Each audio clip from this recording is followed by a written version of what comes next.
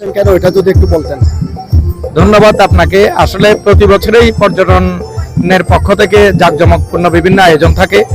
এবার জেলা প্রশাসন এবং বিচ ম্যানেজমেন্ট কমিটি বিভিন্ন স্টেক হোল্ডারদের নিয়ে বিচ এলাকায় মনোরম একটা বর্ণাঢ্য র্যালি করা হয়েছে সকালবেলায়, এবং বিচ ক্লিনিং এবং আপনারা জানেন বিচ এলাকায় জেড স্কি এবং বিচ বাইকের ডেমনস্ট্রেশন করা হয়েছে।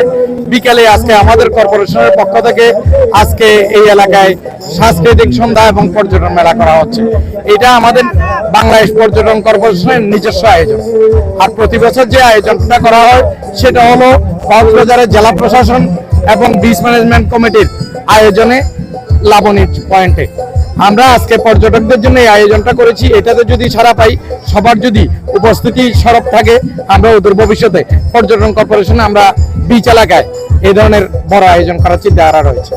আরেকটা প্রশ্ন ছিল, কক্সবাজারের পর্যটকদের সার্বিক নিরাপত্তা এবং পর্যটকদের সৌন্দর্য উপভোগ করার জন্য এখানে পর্যটক কর্পোরেশনের অনেক জায়গা খালি আছে, কিন্তু এখানে পর্যটকদের জন্য সৌন্দর্য বৃদ্ধির জন্য আরো অনেক কিছু করা যেত, কিন্তু আপনারা ওইটা করতেন না কেন? বাংলাদেশ পর্যটন কর্পোরেশনের 4টি মডেল রয়েছে। মডেলগুলো আসলে বর্তমান সরকারের পক্ষ থেকে কিছু নতুন উদ্যোগ নেওয়া হয়েছে। তার মধ্যে অন্যতম উদ্যোগ হলো লাবণী পয়েন্টে লাবণী যে হোটেল রয়েছে, এখানে একটা তারকামানের হোটেল, ট্রেনিং ইনস্টিটিউট। আমাদের যে 4টি হোটেল রয়েছে এগুলোকে সংস্কার করে আধুনিকায়ন করা।